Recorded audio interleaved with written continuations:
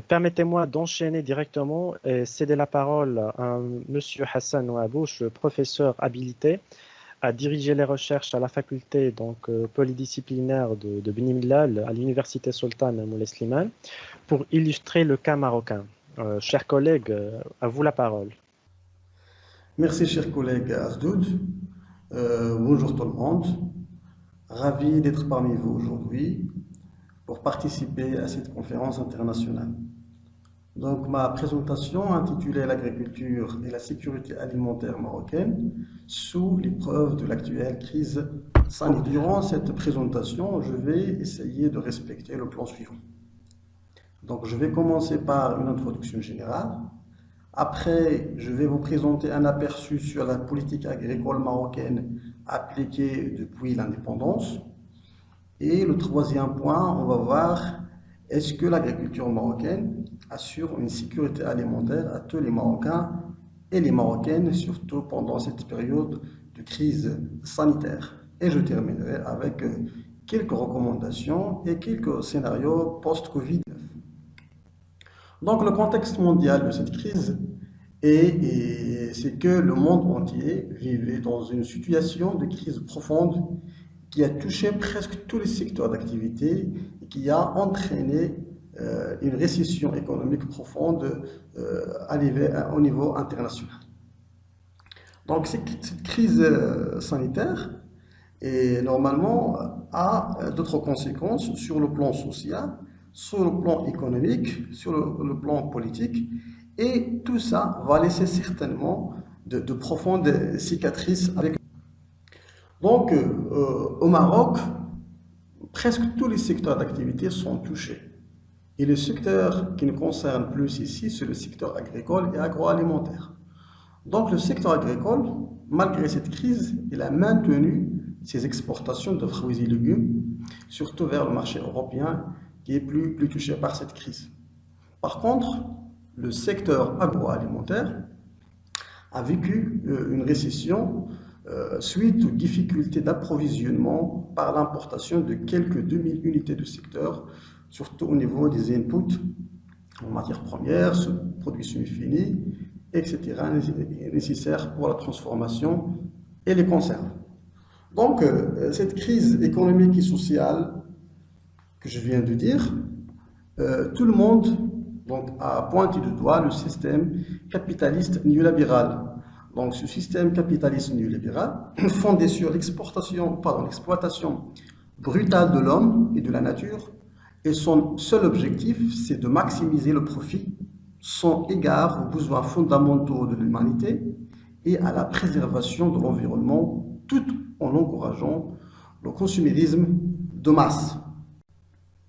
Maintenant, on va voir en quelque sorte quelles sont les différentes politiques agricoles appliquées par le Maroc depuis son indépendance.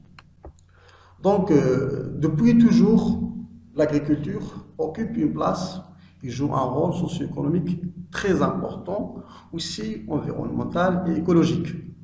Sur le plan économique et social, c'est que le secteur, c'est le premier secteur de créateur de richesses et l'employeur le plus important du pays.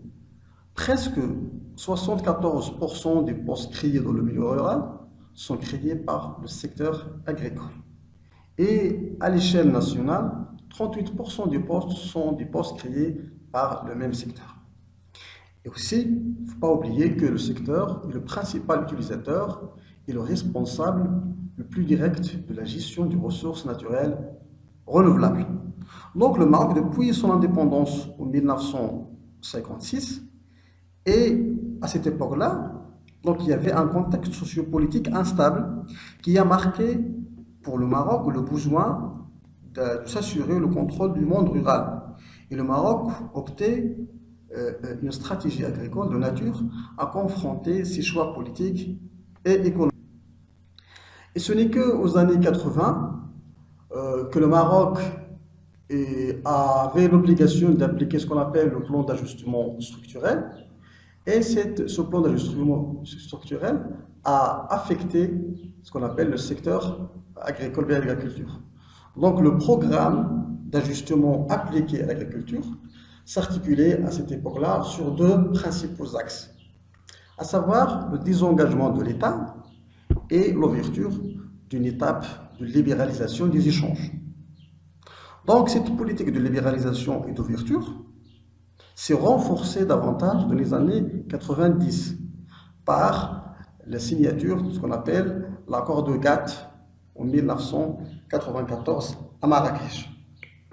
Donc, avec la signature des accords du Ghat, le Maroc s'est engagé au niveau du secteur agricole de supprimer toutes les protections non tarifaires et aussi ouvrir une page de dynamisme et de libéralisation multilatérale et aussi bilatérale. Donc cette politique s'est renforcée davantage avec, en 2008, avec le lancement d'une nouvelle stratégie agricole appelée le plan Maroc vert.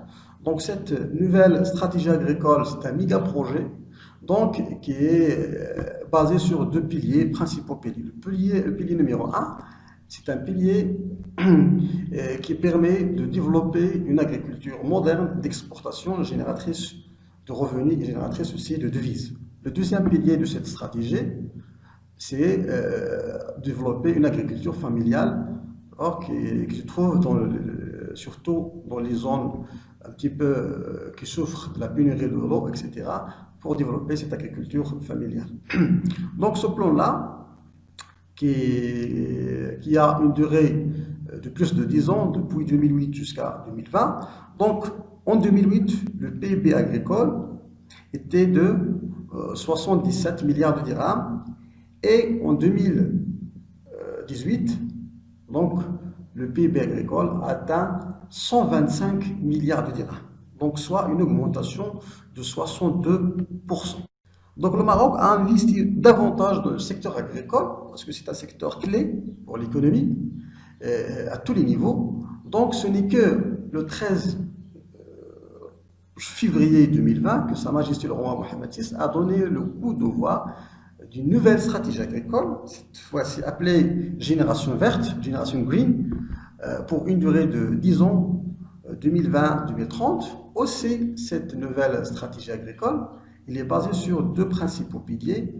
Le pilier numéro un, c'est que renforcer l'élément humain, autrement dit, c'est faire émerger une classe moyenne agricole, donc le monde rural, pour un petit peu éradiquer la pauvreté dans le milieu rural. Et le deuxième pilier, c'est que donner à une génération de jeunes entrepreneurs la possibilité d'entreprendre des projets agricoles et aussi de créer de l'emploi. Presque 1 million de terres collectives est à leur disposition. Tout ça, c'est que dans le but d'augmenter le PIB agricole pour atteindre entre 200 et 250 milliards à l'horizon de 2030. Mais avec la venue de cette crise sanitaire, économique et sociale, etc., on ne sait pas est-ce que le ministère et tous les responsables vont en prendre en considération la crise actuelle dans l'exécution des deux piliers de cette génération Green 2020-2030. Maintenant, on va voir les différents défis et problèmes de l'agriculture marocaine. Donc, selon un rapport de la FAO, cette année 2020, il y aura une baisse de la production agricole au Maroc. C'est que surtout la production de blé va baisser avec presque 50%. Quand on parle de blé, on parle d'un produit alimentaire nécessaire à l'alimentation journalière des Marocains, ou bien un produit fondamental de la diète alimentaire des Marocains. Et aussi, la pénurie de l'eau, c'est que actuellement le taux de remplissage des barrages, ce n'est que, il a atteint presque 50%. Donc, avec une réserve d'eau de 7,75 milliards de mètres cubes.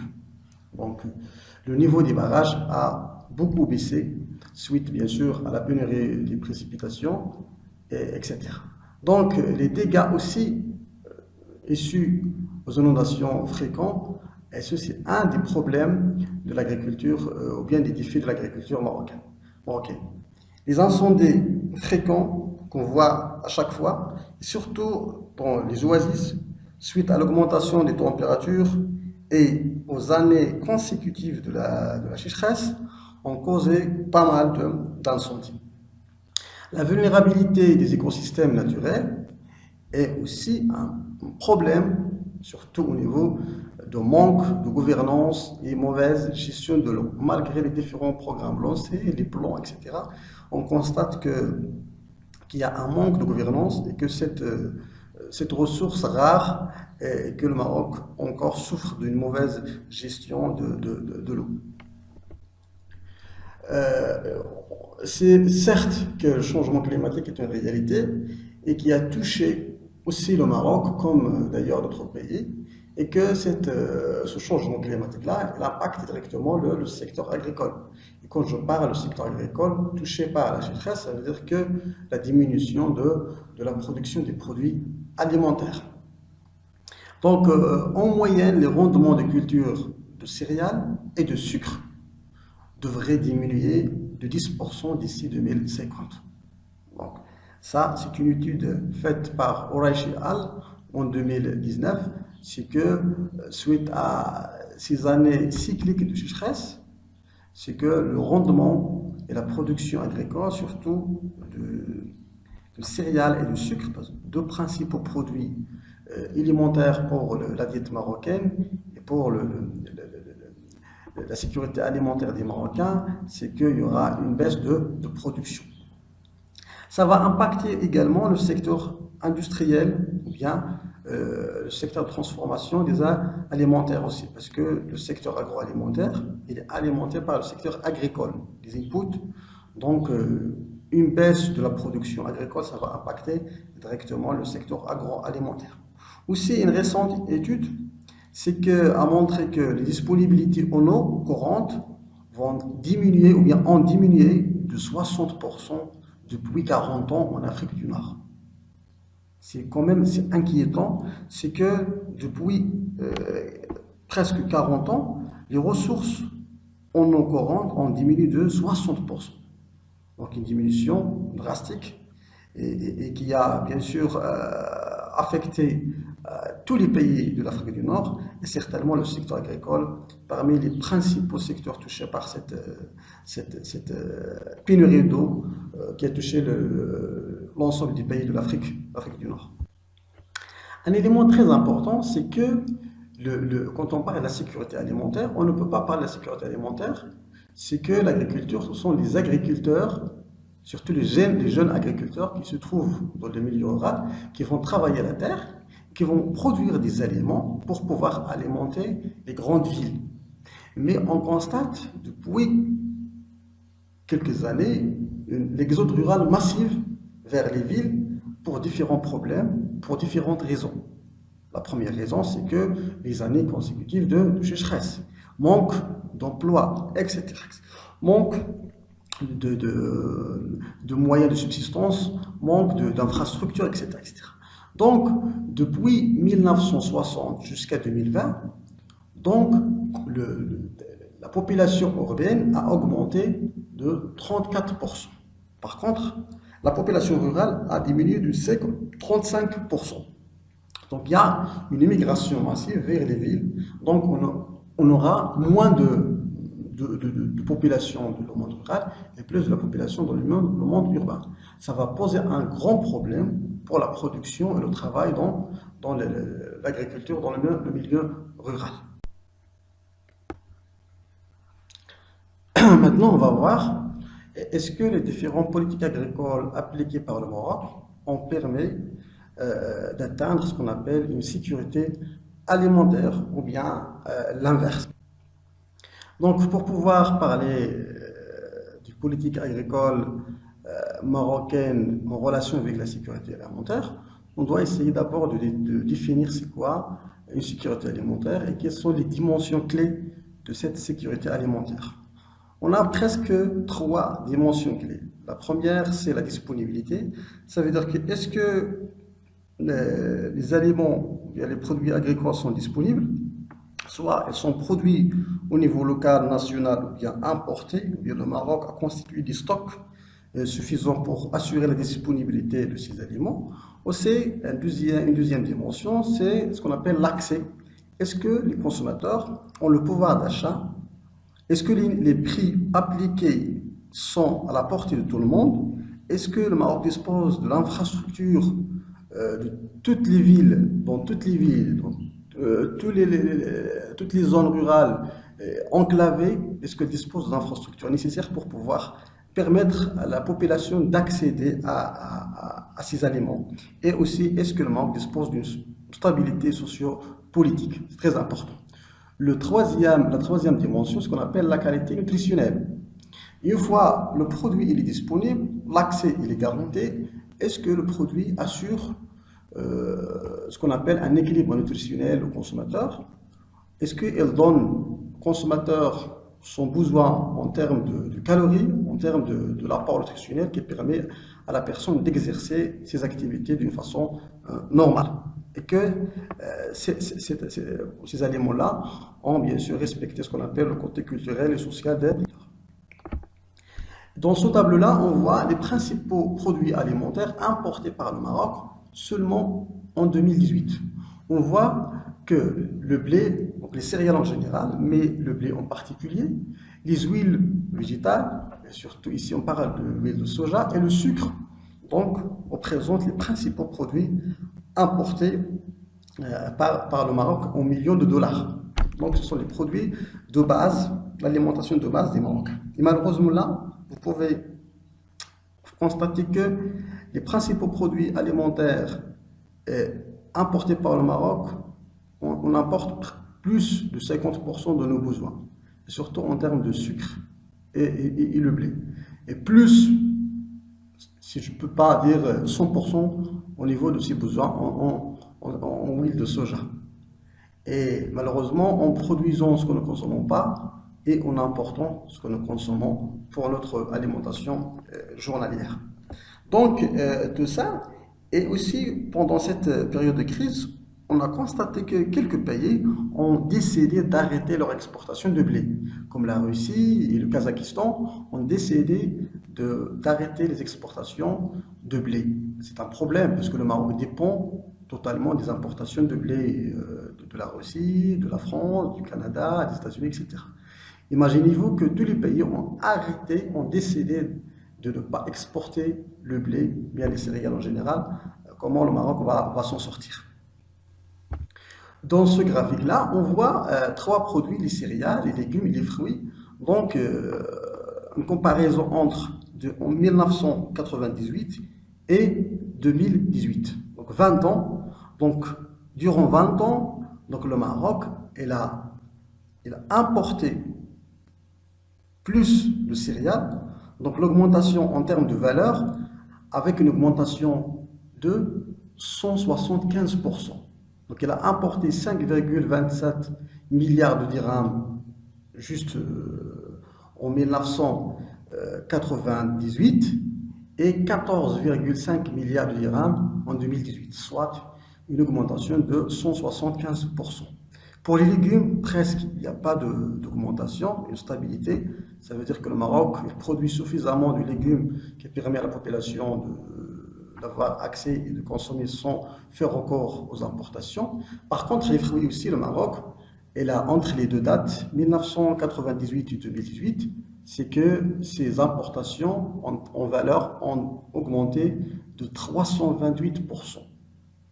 Donc en 1998, le Maroc importait l'équivalent de 1,23 milliard de dirhams et en 2018, 5,27 milliards de dirhams. Toujours on parle de céréales et plus précisément de blé. Donc le Marocain consomme 200 kg de blé par habitant, donc soit 3 fois plus que la moyenne mondiale. Ça veut dire que le Marocain consomme plus de blé que la moyenne pour un consommateur à l'échelle internationale. Donc le coût moyen annuel à l'import est égal à 8 milliards de dirhams. Donc le coût moyen entre la période 2008 et 2018, c'est que le Maroc importe presque chaque année 8 milliards de dirhams de blé. 66 millions de quintaux importés, dont 33 millions de blé. 55% des besoins en céréales couverts par la production locale. Donc, le Maroc, ça dépend des années. Quand la pluviométrie est bonne, le Maroc importe moins, mais toujours ça dépasse les 40%. Et s'il y a des années de sécheresse, le Maroc peut importer jusqu'à 60% de ses besoins. Donc c'est juste une moyenne entre 2007 et 2017. 83 millions de quintaux de production de céréales durant la période 2008-2018 et 96,8 millions de quintaux durant la campagne 2017-2018, dont 50% de blé tendre et 17 millions de quintaux de blé tendre collectés pendant la période, bien la campagne de 2017-2018. Donc vous voyez que le Maroc consomme beaucoup de blé, beaucoup de céréales, et il produit moins. Toujours, il doit importer du marché international. Et que la population concernée par la production de blé est presque 80% des exploitations font du blé. Et pas moins de 70% de la surface agricole utile cultivée par presque une population qui représente 80% des petits exploitants. Donc on peut dire, malgré tout ça, malgré que 80% des exploitations font du blé, et la surface agricole utile monopole 70%, et on n'arrive pas même à couvrir les 80% de nos besoins, toujours aux alentours de 50-60%. Donc ça, bien sûr, nous conduit à poser la question, est-ce que vraiment il n'y a pas un échec de la filière céréaliculture au Maroc? Il faut se poser la question.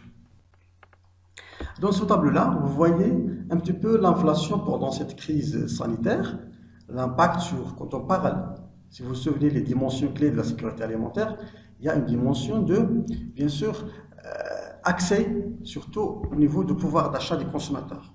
Donc, selon un rapport de Haut Commissariat au Plan, donc entre le mois de janvier et février, on a pris ici 3 mois, et entre février et mars et avril. Donc, février, mars, avril. Ici, nous avons presque 5 produits. Et vous voyez pour les 3 produits, à savoir les légumes, poissons et fruits mer et les fruits. Donc le mois de février, il y avait une augmentation des prix avec 1,5% au niveau des légumes. Mais au mois de mars, donc cette augmentation a touché la barre de 6,3%. Pourquoi à votre avis en mars? Parce que le Maroc a démarré, a décidé d'appliquer le confinement le 16 mars. Donc c'est tout à fait logique, avec des achats paniques, donc l'augmentation et aussi avec la spéculation, etc. Donc les prix ont augmenté. Et en avril, donc aussi, il y avait une augmentation de 4,5%, toujours au niveau des légumes. Et les poissons et les fruits de mer, entre février et mars, 1,8 et 1,9. Les fruits aussi, il y avait une augmentation, mais une augmentation remarquable, surtout en avril, avec 4,8%. Donc, grosso modo, on peut dire qu'en février, il y avait une diminution au niveau des prix aux consommateurs, moins 0,2%, parce qu'en février, le Maroc, donc la ville, il n'y avait pas de confinement, donc les autorités n'ont pas encore décidé de mettre la population en quarantaine, mais en mars, avec le début du confinement, donc on a constaté une augmentation des prix de plusieurs produits. Donc, grosso modo, en mars, la moyenne, c'est plus de 1,3%. En avril, plus de 0,6%. Donc, au niveau des trois piliers, prix, logistique et commerce, c'est qu'au début de la pandémie, les achats paniques, etc., la spéculation ont fait que les prix ont augmenté. La logistique, c'est qu'avec la fermeture des frontières, donc on a constaté ce qu'on appelle une perturbation au niveau de la distribution des aliments. Donc, c'est tout à fait logique parce qu'on dépend de l'étranger, du marché international, et c'est que notre système alimentaire n'a pas pu assurer la sécurité alimentaire et la production locale et nationale. Et aussi le commerce, c'est qu'on a vécu une leçon très importante à prendre en considération dans le futur, c'est que le commerce local et national. c'est qu'on a constaté que le commerce local, elle a pu bien sûr résister à cette crise, il a aidé la population à accéder aux aliments avec des prix abordables. Donc, il faut bien sûr développer de nouveaux modèles de production, de distribution, de consommation alternative basés surtout sur le développement local. Maintenant, on va essayer de donner quelques recommandations. C'est que la première recommandation, il faut développer davantage ce qu'on appelle l'agriculture écologique. Il faut investir davantage dans ce type d'agriculture. Et aussi, il faut donner l'importance et revivre un petit peu, relancer ce qu'on appelle l'agriculture urbaine et périurbaine, qui donne une alimentation saine, rapide, moins coûteuse à la population, aux grandes villes surtout. Soutenir la petite agriculture en termes de financement, d'assistance technique, en termes d'organisation des agriculteurs, etc. etc. L'optimisation des chaînes de valeur, surtout au niveau de la commercialisation, il faut investir davantage dans ce sens-là. La consolidation de la petite agriculture pour un développement durable et inclusif. Accompagnement et soutien de jeunes porteurs de projets, surtout les jeunes entrepreneurs agricoles, et le renforcement du rôle de l'agriculture dans le développement rural. Et pour faire tout ça, l'État doit investir davantage dans l'infrastructure, accès aux différents services de base comme l'éducation, la santé, etc. etc. Maintenant, quels sont les scénarios de l'agriculture marocaine, africaine, mondiale durant la période post-Covid-19? Donc, il faut donner l'importance à une agriculture durable qui assure pour la population ce qu'on appelle la sécurité alimentaire et aussi un développement inclusif. Donc, on ne peut pas assurer une sécurité alimentaire sans développement d'une agriculture locale durable. Donc, selon l'ONU, cette tragédie sanitaire a mis le monde au bord d'une pandémie, une tragédie alimentaire, vu le nombre de personnes qui ont perdu leur sécurité alimentaire, etc., qui n'ont pas accès à l'alimentation suffisante en qualité et en quantité. Donc, le nombre de pauvres qui existait avant dans le monde, on a constaté une augmentation. Donc, il y aura plus de 215 millions de personnes pauvres en Amérique latine. Donc, c'est de nouvelles personnes pauvres qui vont rajouter à la liste déjà existante.